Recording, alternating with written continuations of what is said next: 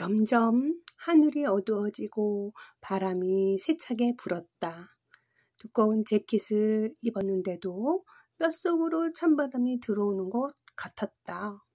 바람이 운동장 먼지들을 몰고 달리는 것처럼 세차고 빠르게 불었다. 태풍처럼 강한 해오리 바람에 재킷 단추를 꼭꼭 여몄다. 머리카락이 사정없이 얼굴을 때렸다. 바람이 등을 심하게 떠밀었다. 운동장 한쪽에 파란색 트럭이 서 있었다. 아빠 트럭이었다. 트럭은 책상과 의자가 없이 텅 비어 있었다. 아빠도 안 보였다. 집에는 아무도 없었다. 대문이 강한 바람에 삐걱거렸다. 나는 차 소리가 날 때마다 창문 밖을 보았다. 덜컹덜컹 무서운 소리가 쉴 새 없이 났다. 그때 와자장 쿵! 갑자기 무언가 무너지는 큰 소리가 들렸다. 나는 밖으로 뛰어나갔다. 옆집 대문이 한쪽으로 넘어져 있었다. 강하고 세찬 바람에 오래되고 낡은 대문이 견디지 못하고 넘어진 것이었다. 담장도 금이 가고 군데군데 무너져 있었다. 옆집 할아버지가 대문 옆에 쓰러져 있었다. 나는 떨리는 손으로 119에 전화를 해 더듬거리며 주소를 알려주었다. 눈앞으로 할아버지 손이 보였다. 손에서 피가 줄줄 흐르고 있었다. 나는 그대로 정신을 잃었다.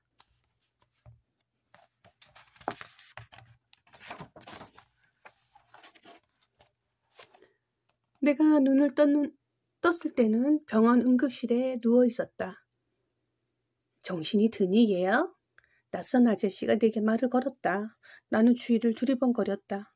아저씨가 내 어깨를 토닥였다. 엄마는 곧 오실 거야. 정말 고맙다.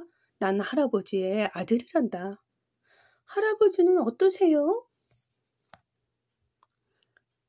손이 찢어져 피가 많이 나오긴 했는데 지금은 괜찮다. 대문을 고친다 했는데 이런 일이 벌어졌구나. 정말 고맙구나. 옆 침대에 할아버지가 눈을 감고 있었다. 할아버지 손에는 붕대가 감겨 있었다. 미나야, 괜찮아? 엄마가 울먹이며 뛰어왔다. 무척 놀라셨죠? 피를 보고 놀란 것 같습니다. 별 이상은 없다고 합니다.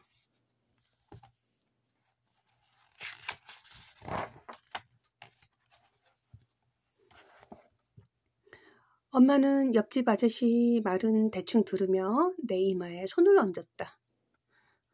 어떡해, 어쩌면 좋아. 엄마는 안절부절 못하며 아빠에게 여러 번 전화를 했다. 아빠는 해가 어둑해서야 병원에 왔다. 엄마는 아빠에게 안기다시피 기댔다. 어젯밤 심하게 다툰 건 기억 못하시는지 아빠에게 기댄 엄마가 편안해 보였다. 내가 영양제 한 병을 다 맞을 동안 아빠는 옆집 아저씨와 복도에서 이야기를 나누었다. 우리는 아저씨의 차를 타고 집으로 돌아왔다. 아빠는 넘어진 대문과 이곳저곳 상한 담장을 보고 말했다. 대공사가 되겠군. 옆집 아저씨가 늦은 밤에 음료수와 과일 바구니를 들고 찾아왔다. 아버지가 혈압에다 뇌경색까지 있어서 조금만 늦게 발견했어도 큰일 날 뻔했어요. 기어이 혼자 지내시겠다고 고집 피우시더니 이렇게 좋은 이웃이 있어 다행입니다. 아버지와 이야기했어요. 이번 기회에 무너진 단장을 아예 없애려고 해요. 아저씨는 진심으로 고마워하였다. 할아버지와 일주일 뒤에 퇴원하신다는 소식도 전해주었다. 아빠가 상추를 씻고 접시를 꺼내 식탁을 정리하였다. 나는 아빠와 엄마를 번갈아 바라보았다. 아빠는 기분이 좋은지 콧노래를 흥얼거렸다. 아빠, 트럭에 있던 책상하고 의자들은 어떻게 됐어요? 내일 학교에 가보면 알 거야. 나는 학교 앞에 있던 파란색 트럭을 떠올리며 고개를 가웃거렸다. 삼겹살 굽는 고소한 냄새가 온 집안에 찼다. 우리는 상추쌈을 싸서 입이 찢어져라 서로에게 밀어 넣었다.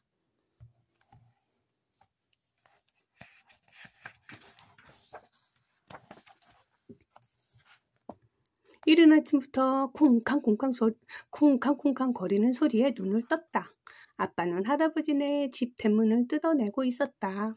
학교에 가면 아빠가 만든 책상과 의자를 찾을 수 있다고 했지? 나는 아침 일찍 신발 주머니를 빙빙 돌리며 학교로 달려갔다. 학교에서 아빠가 만든 의자를 찾기는 쉽지 않았다. 교실은 그대로였고 달라진 것은 없어 보였다. 혹시 담임선생님 의자가 바뀌었나 했는데 빨간 방석이 깔려 있어서 아빠 별 문양을 볼 수 없었다. 나는 교무실 쪽으로 가보았다.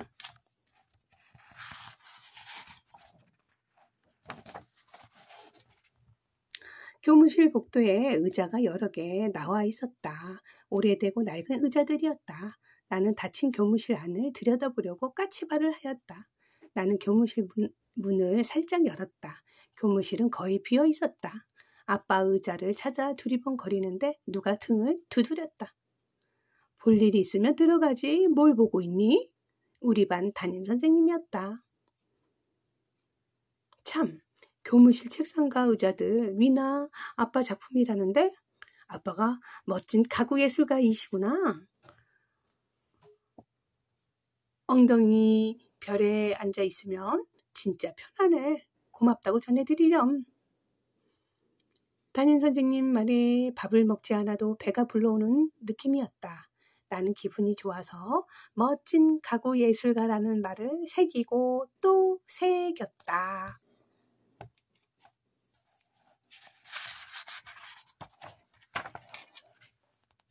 학교에서 돌아와 보니 담장은 사라지고 없었다.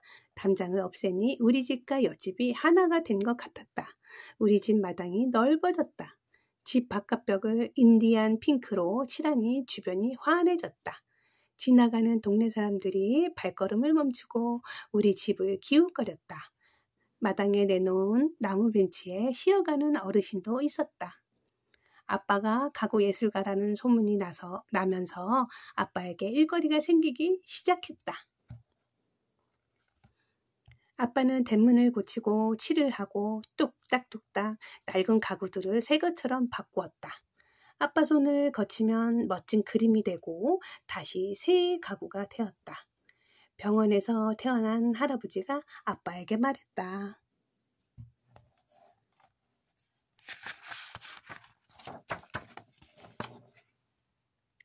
보니까 자네는 눈썰미도 있고 손재주도 남다르니 가르치는 일도 잘할 걸세. 가족 경제도 책임져야 하지 않겠나. 저번에 학교에 보낸 책상하고 의자 말일세. 아주 독특하고 편안하다고 말하더구만. 나도 예전에 목수 일을 해서 잘 알아. 어르신도 참 제가 가게 차릴 형편이 아니에요. 그럴 필요 없네. 바로 여기 이 마당이 안성맞춤일세. 할아버지 집과 우리 집 마당에 천막 지붕을 올리고 작업대를 놓았다. 나무에 유별난 목공집이라는 나무 간판이 걸렸다. 마당에 목공 공방이 생긴 것이다. 우리 학교 아이들은 물론이고 동네 중학교 동네 중고등학교 언니 오빠들도 배우러 왔다.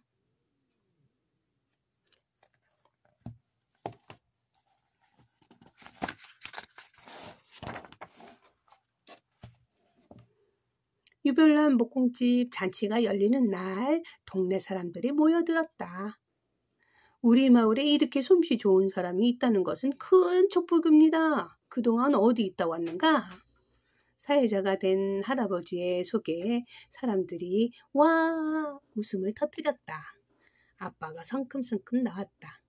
아빠는 아이들 가수처럼 휴대용 마이크를 턱에 붙이고 노래하듯이 신나게 말했다.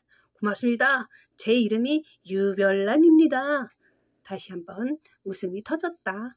기꺼이 마당을 내어준 할아버지 님께 감사 인사 올립니다. 저희 애정과 열정으로 여러분의 숨은 재능을 찾도록 돕겠습니다. 나머지는 여러분 몫입니다. 끊임없이 갈고 닦고 문지르면서 견뎌야 합니다. 그래야만 나만의 걸작이 탄생하거든요. 저와 여러분은 멋진 한 팀입니다. 교복 입은 중학교 오빠가 휘리리리 휘파람을 불었다. 동네 사람들도 모두 너나 할 것 없이 힘껏 박수를 쳤다.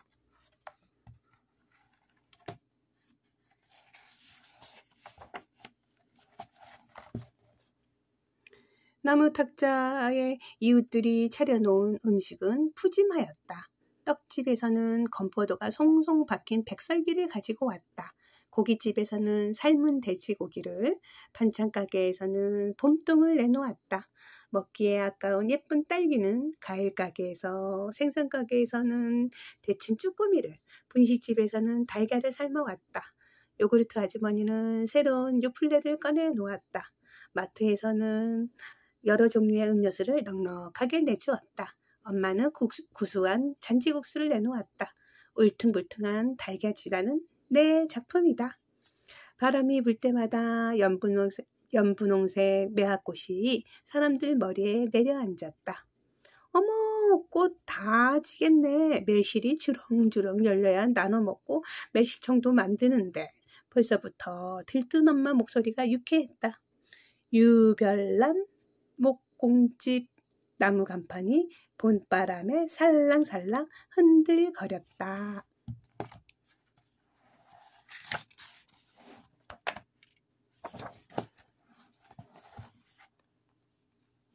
유별난 목공집 이야기 우리 어린이들 잘 들었나요?